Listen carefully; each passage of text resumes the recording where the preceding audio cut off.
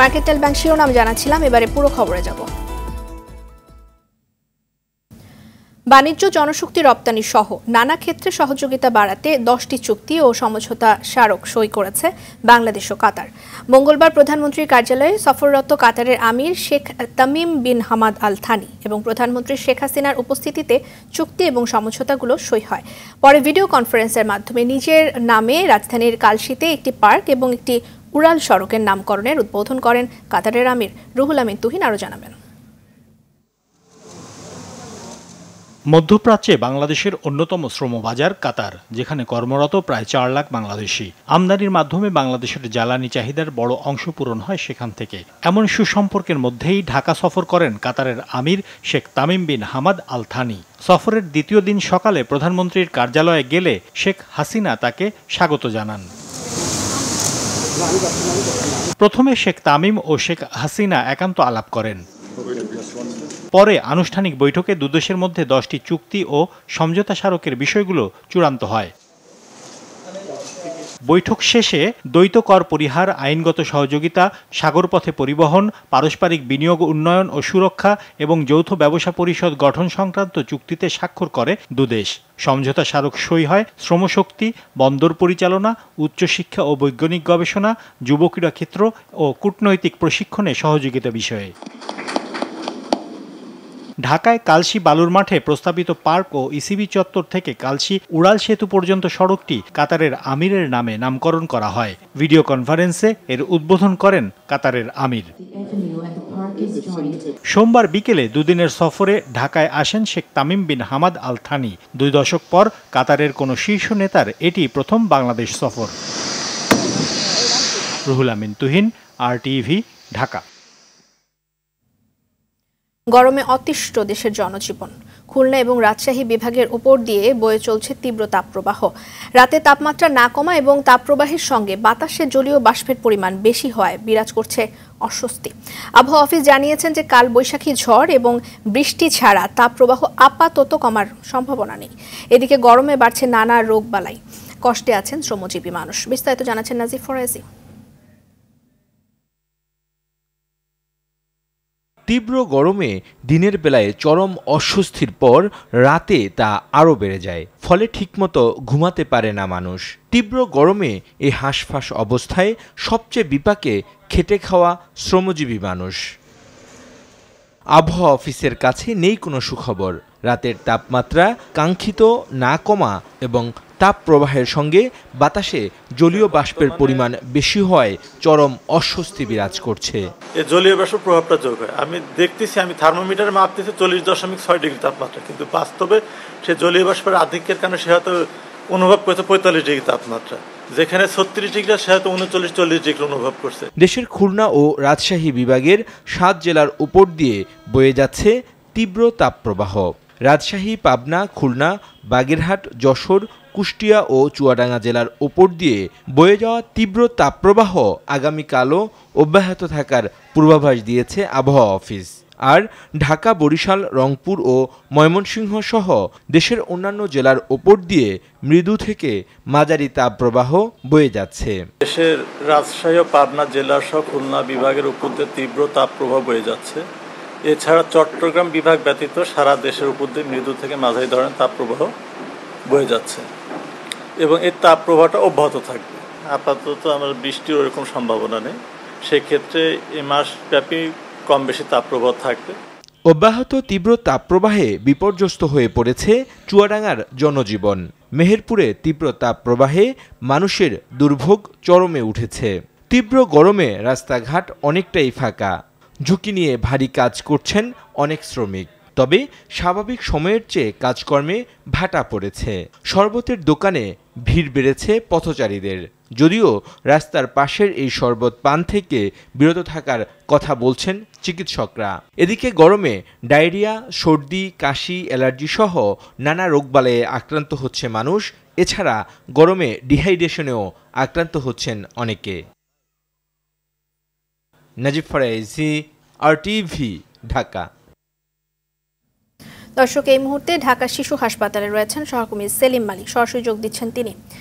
সেলিম, কিছুক্ষণ আগে আমরা হেডলাইনে শুনছিলাম যে ঢাকা হিট আইল্যান্ডে পরিণত হয়েছে। তো তীব্র তাপদাহে হাসপাতালে রোগীর সংখ্যা কেমন, বিশেষ করে শিশুদের কি অবস্থা, আর ডাক্তাররা কিছু বলেছেন কিনা স্বাস্থ্যবিধির বিষয়ে? শিশুদের অবস্থা কিন্তু আসলে খুব বেশি একটা ভালো নেই, কারণ গরম বাড়ার সাথে সাথে বিশেষ করে শিশুরা কিন্তু নানা রোগে আক্রান্ত হচ্ছেন। এর আগে আমরা অন্যান্য বছর আমরা জানতে পেরেছি যে তার সেই সময় কিন্তু ডায়রিয়ার প্রকোপ কিন্তু প্রচুর পরিমাণ বেড়েছিল, কিন্তু এবার আমরা যেটা দেখতে পাচ্ছি যে ডায়রিয়ার চেয়ে নিউমোনিয়া রোগে কিন্তু বেশি আক্রান্ত হচ্ছে। আমি এখানকার শিশু হাসপাতাল সহযোগী অধ্যাপক ফারহানা আহমেদ স্মরণের সাথে কথা বলবো। আপনি বলবেন যে এই সময় আসলে কি ধরনের রোগে আক্রান্ত হচ্ছে এবং অন্যান্য সময়ের তুলনায় আসলে কি পরিমাণ রোগীর সংখ্যা বেড়েছে? আমাদের শীতকালের তুলনায় এখন যে সামার সিজনে এখন যেটা প্রায় 1.5 গুণ রোগী বেড়েছে, এবং এর মধ্যে যেটা আমরা দেখতে পাচ্ছি যে জ্বর, ঠান্ডা, কাশি, বিভিন্ন ভাইরাল ফ্লু, নিউমোনিয়া এবং ডায়রিয়া, জন্ডিস, টাইফয়েড, এই রোগীগুলো, বিভিন্ন স্কিন ডিজিজের রোগীগুলো আমরা পাচ্ছি। এর মধ্যে ঠান্ডা কাশির জনিত এবং নিউমোনিয়ার জন্য আক্রান্ত শিশুর সংখ্যাই বেশি। এখন এই মুহূর্তে আমাদের 90 জন রোগী আমাদের হাসপাতালে নিউমোনিয়ার জন্য চিকিৎসা পাচ্ছেন। আচ্ছা, কি ধরনের আসলে সচেতনতা বোধ মানে মানুষের তৈরি হওয়া উচিত এই শিশুদের ক্ষেত্রে? বাবা মা কিছু বাসায় প্রতিরোধমূলক স্বাস্থ্য সুরক্ষা কিছু নিয়ম মানলেই তারা এই সময় সুস্থ থাকবে। যেমন যে এই সময় প্রচুর পর্যাপ্ত পরিমাণে তরল, পানির পাশাপাশি বিভিন্ন ফলের রস, ডাবের পানি, খুব ঘাম হলে স্যালাইনও খেতে, অল্প মাত্রায় স্যালাইন খেতে পারে, আর সুতি কাপড় পরিধান করতে হবে। ধন্যবাদ। আসলে রেদওয়ানা, ডাক্তার যিনি বললেন যে আসলে এই সময় কিন্তু খুব সচেতন থাকতে হবে রোগীদের, শিশুদের ব্যাপারে, এবং বেশি বেশি তরল জাতীয় খাবার গ্রহণ করতে হবে। তো এই ছিল আমার কাছে শিশু হাসপাতাল থেকে খবর। ধন্যবাদ সেলিম। দর্শক, এবার চাঁপাইনবাবগঞ্জের পরিস্থিতি জানাতে সরাসরি যোগ দিচ্ছেন সহকর্মী আব্দুর রব নাহিদ। তীব্র গরমে কৃষিতে একটি ব্যাপক প্রভাব পড়ে আমরা জানি। তো লিচুর গুটি ঝরে যাচ্ছে এমন একটি খবর পাওয়া গেছে তীব্র গরমে। তো এর মধ্যে কি কৃষি বিভাগ কোনো পরামর্শ দিয়েছেন কিভাবে এটা থেকে রক্ষা পাওয়া যায়?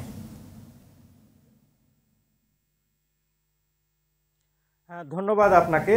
সারা দেশের মতো চাঁপাইনবাবগঞ্জ তীব্র তাপদাহের মধ্যে পড়েছে এবং জনজীবন একরকম কাহিল হয়ে পড়েছে চাঁপাইনবাবগঞ্জের। বিশেষ করে খেটে খাওয়া মানুষদের অবস্থাও খুবই শোচনীয়। এর বাইরে চাঁপাইনবাবগঞ্জের প্রধান অর্থকরী ফসল হচ্ছে আম। এই আমে গরমের একটা প্রভাব পড়েছে। তীব্র তাপদাহের কারণে আমের গুটি ঝরে যাচ্ছে। লিচুর ক্ষেত্রেও একই অবস্থা। তো এই ক্ষেত্রে যারা উদ্যান তত্ত্ববিদ আছেন এবং কৃষি বিভাগ, তারা কৃষকদের, আম চাষিদের পরামর্শ দিচ্ছেন যে এ সময় বাগানগুলোতে পর্যাপ্ত পানি সেচের ব্যবস্থা করা। যদিও সব বাগানে পানি সেচের সেই সুবিধা দেওয়াটাও সম্ভব নয়, এটি বলছেন বাগান মালিকরা। প্রকৃত অর্থে সবাই আসলে প্রকৃতির স্নিগ্ধতা, প্রকৃতিতে বৃষ্টি নামুক এই প্রত্যাশা নিয়েই দিন গুনছে। কখন প্রকৃতিতে বৃষ্টি নামলেই একমাত্র চাঁপাইনবাবগঞ্জের আম কিংবা অন্যান্য ফসলের জন্য স্বস্তি বয়ে আনবে, সেই সাথে সাধারণ জনমনে, সাধারণ মানুষের মাঝেও স্বস্তি ফিরবে। এই ছিল। ধন্যবাদ আপনাকে। চলমান দাবদাহ থেকে রক্ষা পেতে স্বস্তির বৃষ্টির আশায় খুলনা, চুয়াডাঙ্গা এবং কুষ্টিয়ায় ইস্তেস্কার নামাজ আদায় করেছে মুসল্লিরা। সকালে খুলনার শহীদ হাদিস পার্কে ইসলামী আন্দোলন বাংলাদেশ খুলনা মহানগর শাখার আয়োজনে নামাজ আদায় করা হয়। এতে অংশ নেন জেলা ইমাম পরিষদের সদস্যরা। নামাজ শেষে আবহাওয়ার বিরূপ প্রভাব থেকে প্রাণীকুল রক্ষায় বিশেষ মোনাজাত করা হয়। একই ইস্যুতে চুয়াডাঙ্গার টাউন ফুটবল মাঠেও আদায় করা হয় নামাজ। কুষ্টিয়ার কুমারখালী উপজেলার বড়ইচড়া মাঠে প্রশান্তির বৃষ্টির জন্য নামাজ আদায় করেন স্থানীয় মুসল্লিরা।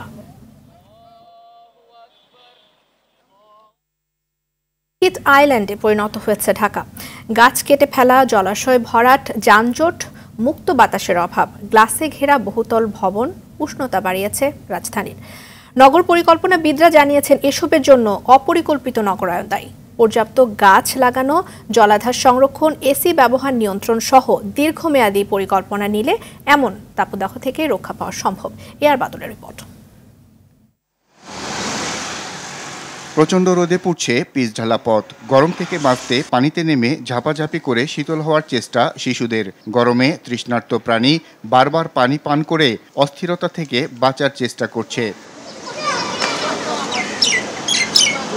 যান্ত্রিক শহরে বিত্তবানদের এসি ঘর শীতল করে গরম বাইরে বের করে দিচ্ছে, ছায়াবিথি খুব কম। সারা শহর রোদের কারণে প্রায় একই তাপমাত্রায় পুড়লেও শুধু গাছের নিচে কিছুটা শীতল পরশ। এটি প্রকৃতির আশীর্বাদ, কিন্তু সেই গাছ কেটে আর জলাশয় ভরাটের কারণে উষ্ণতার প্রভাব বয়ে বেড়াতে হচ্ছে সাধারণ মানুষকে। তাপমাত্রা বেশি, কুলঞ্জনে একটা ভাড়া মারি, একটু জিরাতে হয়।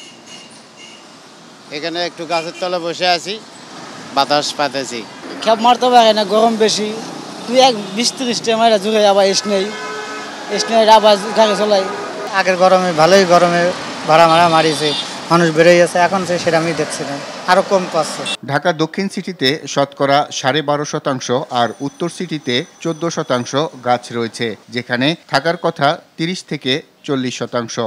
নগর পরিকল্পনাবিদের মতে অতি তাপমাত্রায় জনজীবন নাকাল করা এ পরিবেশ প্রকৃতির নয়, মানুষের তৈরি। একটি শহরে যে পরিমাণ সবুজায়ন থাকার কথা তা নেই। এরকম নানাবিধ কারণে এমন পরিবেশ তৈরি হয়েছে। ঢাকাকে এই হিট আইল্যান্ড বা হাইল্যান্ড সিঙ্ক করার এই যে প্যাথল তৈরি করা, এটার অন্যতম প্রধান কারণ শহর থেকে গাছকে, বনায়নকে, উঠোন ভিত্তিক নগরায়নকে, বৃক্ষশোভিত নগরায়নকে সম্পূর্ণরূপে অস্বীকার করা। তিনি জানান, সবুজায়ন বাড়ানোর পাশাপাশি এখনই সচেতন হয়ে টেকসই পরিকল্পিত স্থায়ী পদক্ষেপ গ্রহণ এবং বাস্তবায়ন করা ছাড়া এমন পরিস্থিতি থেকে বের হওয়ার উপায় নেই। ব্যক্তি পর্যায়ের ছাদ বাগান থেকে বারান্দা বাগান থেকে শুরু করে তার আঙিনা বাগান থেকে শুরু করে সমস্ত নগরীতে পরিকল্পিত সবুজায়নের ব্যবস্থা করা। একই সঙ্গে যতটুকু জলাধার এবং জলের ধারা বা খালগুলো রয়েছে, দ্রুততম সময়ে বাস্তবায়ন প্রকল্পের মধ্যে দিয়ে তাদের পারস্পরিক সংযোগ নিশ্চিত করে উদ্ধার করা।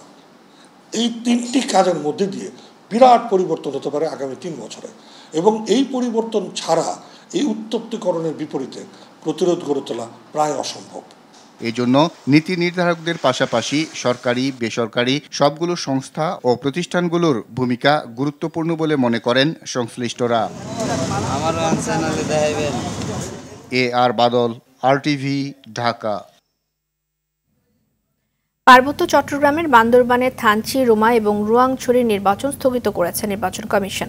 উপজেলা নির্বাচনকে ঘিরে কমিশনের আইন শৃঙ্খলা বিষয়ক আন্তঃমন্ত্রণালয় বৈঠক শেষে ইসি সচিব জাহাঙ্গীর আলম জানিয়েছেন, বান্দরবানে যৌথ বাহিনীর অপারেশন চলমান থাকায় এই সিদ্ধান্ত নেওয়া হয়েছে। সকালে আগারগাঁওয়ে নির্বাচন ভবনে স্বরাষ্ট্র মন্ত্রণালয়, স্থানীয় সরকার, পল্লী উন্নয়ন ও সমবায় মন্ত্রণালয় সহ বিভিন্ন বিভাগের কর্মকর্তারা বৈঠকে অংশ নেন। ইসি সচিব জাহাঙ্গীর আলম আরও জানান, অন্যান্য উপজেলা নির্বাচনের তুলনায় এবার অধিক সংখ্যক আইন শৃঙ্খলা বাহিনীর সদস্য মোতায়েন করা হবে। নির্বাচনকে সুষ্ঠু এবং সুন্দরভাবে সম্পন্ন করতে এই সিদ্ধান্ত নেওয়া হয়। বিকেল 3টায় কমিশনের সভা হবে। সভা শেষে চতুর্থ ধাপের তফসিল ঘোষণা হতে পারে। যথা থানচি, রুমা এবং রোয়াংছড়িতে আমাদের বাংলাদেশ সেনাবাহিনী, পুলিশ, বিজিবি, র্যাব এবং অন্যান্য বাহিনীর সময়ের যৌথ অপারেশন চলমান রয়েছে। তাই এই অপারেশন চলমান থাকায় গোয়েন্দা সংস্থাসমূহের সুপারিশের ভিত্তিতে নির্বাচন কমিশন এই 3টি উপজেলা নির্বাচন পরবর্তীতে অনুষ্ঠান করবেন মর্মে সিদ্ধান্ত গৃহীত হয়েছে। একটি চিহ্নিত অপশক্তি দেশের গণতন্ত্র এবং জনগণের ভোটাধিকার নস্যাৎ করতে নির্বাচন বিরোধী অপতৎপরতায় লিপ্ত রয়েছে বলে মন্তব্য করেছেন আওয়ামী লীগ সাধারণ সম্পাদক, সড়ক পরিবহন এবং সেতুমন্ত্রী ওবায়দুল কাদের। সকালে 23 বঙ্গবন্ধু অ্যাভিনিউয়ের দলীয় কার্যালয়ে প্রচারপত্র বিতরণ অনুষ্ঠানে এসব কথা বলেন তিনি। মন্ত্রী বলেন, বাংলাদেশ বিরোধী ষড়যন্ত্র দেশের বাইরেও রয়েছে এবং নির্বাচিত সরকারকে ক্ষমতাচ্যুত করার চেষ্টা করা হচ্ছে। তাই গণতন্ত্র, শান্তি এবং নির্বাচন বিরোধী অপশক্তির বিরুদ্ধে সারা বাংলাদেশে প্রতিরোধ গড়ে তুলতে হবে। এছাড়া উপজেলা নির্বাচন সামনে রেখে শেখ হাসিনা সবাইকে ভোটের মাধ্যমে সাংবিধানিক অধিকার প্রয়োগের আহ্বান জানিয়েছেন বলে জানান সেতুমন্ত্রী। জঙ্গিবাদী যে অপশক্তি আজকে আমাদের স্বাধীনতার, গণতন্ত্রের ভিত্তিমূলে আঘাত করতে চায়, তাদেরকে আমাদের প্রতিরোধ করতে হবে। উপজেলা নির্বাচনকে সামনে রেখে আমাদের নেত্রী সবাইকে ভোটের মাধ্যমে সাংবিধানিক অধিকার প্রয়োগের জন্য আহ্বান জানিয়েছে। বেগম খালেদা জিয়াকে রাজনীতি থেকে দূরে রাখতে মিথ্যা মামলায় সাজা দেওয়া হয়েছে, যা যুক্তরাষ্ট্রের মানবাধিকার রিপোর্টেও উল্লেখ করা হয়েছে। এমন মন্তব্য করেছেন বিএনপির সিনিয়র যুগ্ম মহাসচিব রুহুল কবির রিজভী। নয়াপল্টনে কেন্দ্রীয় কার্যালয়ে সংবাদ সম্মেলনে দেশের সকল আইন আদালত প্রধানমন্ত্রী শেখ হাসিনার ইচ্ছা অনুযায়ী চলে বলেও মন্তব্য করেন তিনি। সীমান্তে প্রতিনিয়ত ভারতের বিএসএফ কর্তৃক নির্মমভাবে বাংলাদেশিদের নিহত ঘটনায় তীব্র নিন্দা জানিয়ে রিজভী বলেন, এসব ক্ষেত্রে সরকার নীরবতা পালন করেন। অবিচারের কি নির্মমতা সেটা আজকে বিশ্বের গণতান্ত্রিক দেশের প্রতিবেদনও উঠে আসছে। যুক্তরাষ্ট্রের মানবাধিকার রিপোর্টের ব্রিফিংয়ে a political প্লয় to remove the leader of the opposition, দেশনেত্রী বেগম খালেদা জিয়াকে উদ্দেশ্য এটা বলেছেন, ফ্রম দি ইলেকটোরাল প্রসেস। ওই যে 111-এ দেশনেত্রীর নামে 4টা মামলা দিয়েছিল আর শেখ হাসিনার নামে 15টি মামলা, কিন্তু যে ক্ষমতার জোর এত বেশি, সেখানে আইন কানুন আদালত কোনো কিছুর প্রয়োজন হয় না। রাজধানীর মিরপুরে অবৈধ গ্যাস সংযোগ বিচ্ছিন্ন করতে অভিযান চালাচ্ছে তিতাস। আর এ সময় 6 বছর ধরে চলা মিরপুর 12 নম্বর এর একটি বাড়ির অবৈধ সংযোগ বিচ্ছিন্ন করে কর্তৃপক্ষ। তবে বাড়ির মালিকের দাবি নিয়মিত বিল পরিশোধ করছেন তিনি। তিতাসের জেনারেল ম্যানেজার রশিদুল আলম জানিয়েছেন, 2018 সালে বাড়ির গ্যাস সংযোগ বিচ্ছিন্ন করা হলেও পুনঃসংযোগের কোনো আবেদন করেননি তারা।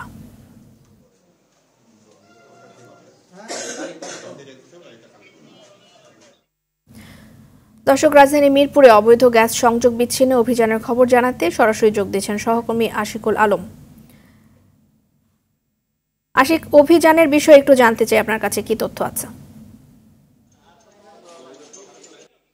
ধন্যবাদ আপনাকে। সকাল থেকে অভিযান চলছিল। তিতাস গ্যাস কর্তৃপক্ষ রাজধানীর মিরপুর 12 নম্বরে অভিযান পরিচালনা করছিলেন। এখন আছি আমরা রাজধানীর সেনপাড়া যে এলাকায়, সেই এলাকায় আপনি দেখতে পাচ্ছেন যে এই অভিযানে এই বাড়ির যে মালিক, তাকে ফোনে কল করা হয়েছিল, কিন্তু কোনো সাড়া পাওয়া যায়নি। তারা নিশ্চিত হয়েছেন যে এখানে 21টি অবৈধ সংযোগ রয়েছে 3টি রাইজারে, যার কারণেই কিন্তু এখন তারা এগুলো বন্ধ করে দিচ্ছেন। এবং তিতাস কর্তৃপক্ষ যেমনটা বলছে যে এরকম ঢাকা শহরে এরকম অবৈধ সংযোগ যারা নিয়েছেন বা নিচ্ছেন, তাদের বিরুদ্ধে এই অভিযান কিন্তু চলমান থাকবে। আপনি দেখতে পাচ্ছেন রেদনা যে এখনই এই সিলগালা করা হচ্ছে, মানে সংযোগটি পুরোপুরি বিচ্ছিন্ন করা হলো। এই বিল্ডিংটির 3টি রাইজারে মোট 21টি লাইন সংযোগ বিচ্ছিন্ন করা হয়েছে। এবং আরেকটি বিষয় জানিয়ে রাখি আপনাকে যে মিরপুর 12 নম্বরে যে অভিযানটি চলছিল, সেখানে কিন্তু আমরা যেমনটা দেখছিলাম যে 2018 সালে একটি বাড়িতে সংযোগ বিচ্ছিন্ন করা হয়েছিল, কিন্তু সেটিতে আসলে তারা পুনঃসংযোগের কোনো আবেদন না করেই সেটি 6 বছর যাবৎ তারা অবৈধভাবে চালাচ্ছিলেন। কিন্তু বাড়ির মালিক দাবি করছিলেন যে তিনি প্রতি মাসেই বিল দিয়ে আসছিলেন এবং সেই বিল জমাও হচ্ছিল। কিন্তু একটা পর্যায়ে যখন তিতাস কর্তৃপক্ষ নিশ্চিত হন যে আসলে যে বিল দেয়া হচ্ছে সেটি পরিপূর্ণভাবে তাদের অ্যাকাউন্টে জমা হলেও সেটি স্থগিত করে রাখা হয়েছে, এই বিষয়টি যখন তারা নিশ্চিত হন এবং তারপরেই কিন্তু তারা এই অভিযানে নামেন এবং সেই বাড়িটিরও কিন্তু দুঃখিত গ্যাস সংযোগ বিচ্ছিন্ন করা হয়েছে। রিদনা, এই ছিল আমার কাছে রাজধানী মিরপুরে তিতাসের অভিযানের এখনকার মতো সর্বশেষ খবর। আশিক, ধন্যবাদ আপনাকে। সনদ বাণিজ্যে সংশ্লিষ্টতা বিষয়ক জিজ্ঞাসাবাদে ডিবি কার্যালয়ে আছেন বাংলাদেশ কারিগরি শিক্ষা বোর্ডের সদ্য সাবেক চেয়ারম্যান আলী আকবর খান। বেলা 12টার কিছু সময় আগে রাজধানীর মিন্টো রোডের ডিবি কার্যালয়ে পৌঁছান তিনি।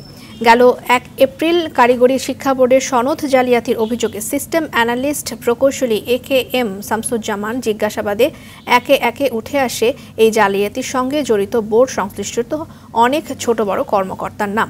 এছাড়া দেশের কয়েকটি কারিগরি স্কুল এবং কলেজের প্রধান আর অধ্যক্ষদের নামের সংশ্লিষ্টতাও পাওয়া যায় তার জিজ্ঞাসাবাদে। মেধা সুরক্ষার অন্যতম মাধ্যম হলো কপিরাইট। এ বিষয়ে সবার সচেতনতা প্রয়োজন। আন্তর্জাতিক কপিরাইট দিবসের অনুষ্ঠানে এমন মন্তব্য করেছেন সংস্কৃতি বিষয়ক মন্ত্রণালয়ের সচিব খলিল আহমদ। সকালে রাজধানীর আগারগাঁওয়ের কপিরাইট ভবনে স্মার্ট বাংলাদেশ বিনির্মাণে মেধা সম্পদের গুরুত্ব শীর্ষক সেমিনার এবং শোভাযাত্রার আয়োজন করে Bangladesh copyright office. Copyright registrar Daud মিয়ার সভাপতিত্বে অনুষ্ঠানে সঙ্গীত শিল্পী এবং সুরকার সহ বিশিষ্টজনেরা উপস্থিত ছিলেন।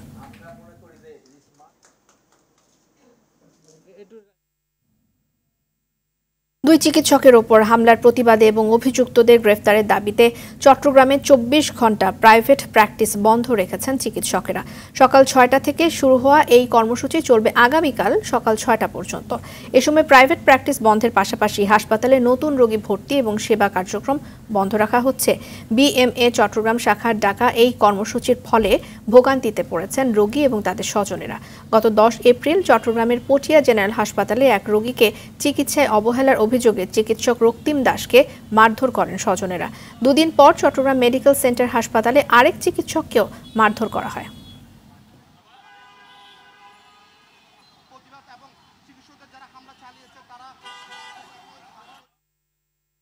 দর্শক, চট্টগ্রামে রয়েছেন সহকর্মী সাইফুল মাহমুদ, সরাসরি যুক্ত হচ্ছেন তিনি আমাদের সাথে।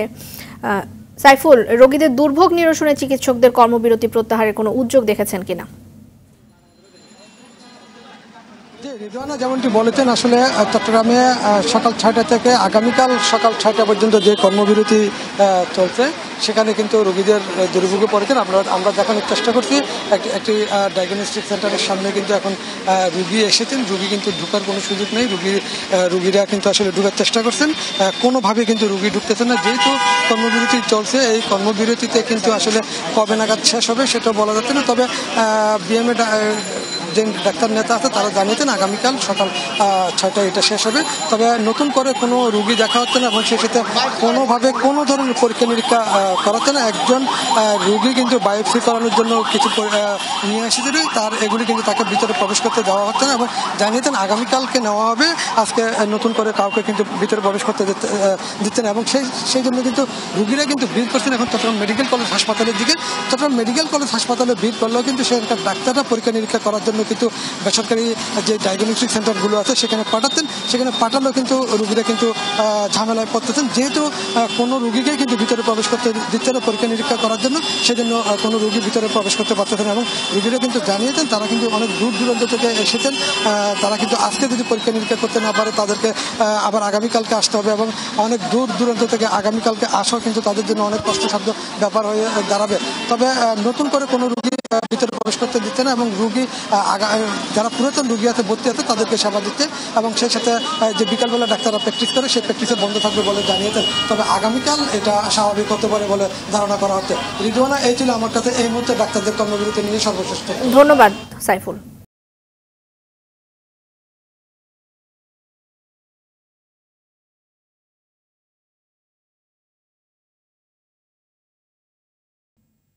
ন্যাশনাল লাইফ ইন্স্যুরেন্স আন্তর্জাতিক সংবাদ। মালয়েশিয়ার রাজকীয় নৌবাহিনীর প্যারেডের জন্য মহড়া চলার সময় মধ্যাকাশে সংঘর্ষে 2টি সামরিক হেলিকপ্টার বিধ্বস্ত হয়েছে। এই ঘটনায় নিহত হয়েছেন অন্তত 10 জন। নিহত সবাই হেলিকপ্টার দুটির ক্রু ছিলেন। বার্তা সংস্থা রয়টার্স এক প্রতিবেদনে এ তথ্য নিশ্চিত করে। নৌবাহিনী জানায় মঙ্গলবার স্থানীয় সময় সকাল 9টা32 পশ্চিমাঞ্চলীয় রাজ্য পেরাকের লুমুত নৌ ঘাঁটিতে দুর্ঘটনাটি ঘটে। এতে সবাই ঘটনাস্থলেই মারা যান। তাদের মরদেহ লুমুতের সেনা ঘাঁটি হাসপাতালে নেওয়া হয়েছে। মালয়েশিয়ার প্রতিরক্ষা মন্ত্রী মোহাম্মদ খালেদ নরদিন জানিয়েছেন আগামী শনিবার মালয়েশিয়ার রাজকীয় নৌবাহিনীর 90তম বার্ষিকী উদযাপনের জন্য প্যারেডের মহড়া দেওয়ার সময় দুর্ঘটনাটি ঘটে। কয়েক দফায় আবারও ভূমিকম্পে কাঁপল তাইওয়ান। স্থানীয় সময় সোমবার সন্ধ্যা থেকে মধ্যরাত পর্যন্ত দেশটির পূর্ব উপকূলে অনুভূত হয়েছে 80টিরও বেশি ভূকম্পন। তাইওয়ানের আবহাওয়া প্রশাসন জানিয়েছে এর মধ্যে সবচেয়ে শক্তিশালী কম্পন ছিল রিক্টার স্কেলে 6.3 মাত্রার। এর কেন্দ্রস্থল ছিল পূর্বাঞ্চলের হুয়ালিয়েনের প্রত্যন্ত এলাকায়। ভূকম্পন অনুভূত হয়েছে রাজধানী তাইপেতেও। তবে প্রাথমিকভাবে ভূমিকম্পে হতাহত এবং ক্ষয়ক্ষতির খবর পাওয়া যায়নি। বাংলাদেশে মানবাধিকার পরিস্থিতির উল্লেখযোগ্য কোনো পরিবর্তন হয়নি। সোমবার বৈশ্বিক মানবাধিকার পরিস্থিতি নিয়ে যুক্তরাষ্ট্রের মানবাধিকার রিপোর্ট 2023-এ প্রকাশিত এক প্রতিবেদনে এ তথ্য উঠে এসেছে। বিচার বহির্ভূত হত্যাকাণ্ড, গুম, নির্যাতন, স্বেচ্ছাচারিতামূলক আটক, মতপ্রকাশ এবং সংবাদ মাধ্যমের স্বাধীনতায় বাধার কথা তুলে ধরা হয়েছে এতে। এছাড়া শান্তিপূর্ণ সভা সমাবেশে হস্তক্ষেপ, রাজনৈতিক কর্মসূচিতে বাধা এবং অবাধ ও সুষ্ঠু নির্বাচনের মাধ্যমে জনগণের সরকার পরিবর্তনের সুযোগ না থাকা সহ নানা ধরনের মানবাধিকার লঙ্ঘনের কথাও বলা হয় মার্কিন পররাষ্ট্র দফতর থেকে প্রকাশিত এই প্রতিবেদনে।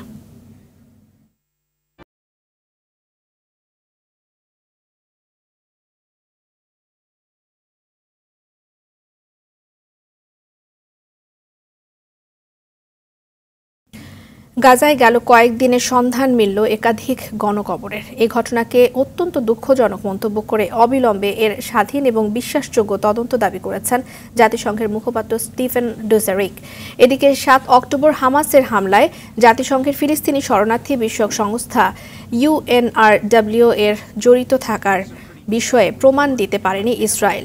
মঙ্গলবার আল জাজিরা এ তথ্য নিশ্চিত করেছে। তদন্ত প্রতিবেদনকে স্বাগত জানিয়েছে UNRWA। সংস্থাটিকে ফিলিস্তিনের লাখ লাখ মানুষের জীবন রক্ষাকারী মন্তব্য করে আগের মতো একে পূর্ণ সমর্থন দেওয়ার ঘোষণা দিয়েছে জাতিসংঘের সাধারণ পরিষদের সভাপতি ডেনিস ফ্রান্সিস।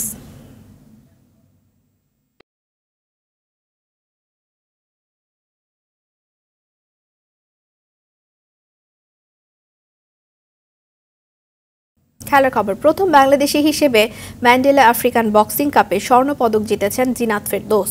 বিষয়টি নিশ্চিত করেছে বাংলাদেশ বক্সিং ফেডারেশন। দক্ষিণ আফ্রিকার ডারবানে অনুষ্ঠিত ম্যান্ডেলা আফ্রিকান বক্সিং কাপে বাংলাদেশের হয়ে প্রথমবারের মতো অংশ নেন যুক্তরাষ্ট্র প্রবাসী বাংলাদেশি বংশোদ্ভূত বক্সার জিনাত ফেরদৌস। নারীদের 50 কেজি ওজন শ্রেণীতে বাংলাদেশের হয়ে প্রথমবার অংশ নিয়েই বাজিমাত করেন তিনি। গেল সেপ্টেম্বরে চীনের হাংজুতে অনুষ্ঠিত এশিয়ান গেমসে বাংলাদেশের হয়ে প্রতিনিধিত্ব শুরু করেন এই বক্সার। আর সেই আসরে প্রি কোয়ার্টার থেকে বিদায় নেন জিনাত। এবার ম্যান্ডেলা আফ্রিকান বক্সিং কাপে বাংলাদেশকে এনে দিলেন স্বর্ণপদক। আগামী 25 মে থাইল্যান্ডে প্যারিস অলিম্পিকের টিকিট নিশ্চিত করতে বাছাই পর্বে লড়বেন জিনাত ফেরদৌস। ফেডারেশন কাপ ফুটবলের কোয়ার্টার ফাইনালে আজ শেখ জামাল ধানমন্ডি ক্লাবের মুখোমুখি হবে পুলিশ এফসি। গ্রুপ এ থেকে 2 ম্যাচে 1 জয় এবং 1 ড্র নিয়ে কোয়ার্টার ফাইনালে পা রেখেছে ধানমন্ডি ক্লাবটি। সেরা 4-এর টিকিট কাটতে জয়ের বিকল্প ভাবছে না ইয়েলো ফেয়ার। আর একই গ্রুপ থেকে 2 ম্যাচে 2টিতেই ড্র নিয়ে তালিকায় দ্বিতীয় হয়ে সেরা 8-এ এসেছে পুলিশ ফুটবল ক্লাব। সেমিফাইনালে যাওয়ার দৌড়ে পিছিয়ে থাকতে চায় না তারাও। গোপালগঞ্জের শেখ ফজলুল হক মনি স্টেডিয়ামে ম্যাচটি শুরু হবে বেলা 3টায়। দুপুরের সংবাদ এ পর্যন্তই। সবশেষ সংবাদ জানতে যে কোনো মোবাইল ফোন থেকে 24141 নাম্বারে ডায়াল করুন। জেলার সংবাদ বিকেল 4:45টায় দেখার আমন্ত্রণ রইল। ধন্যবাদ সবাইকে।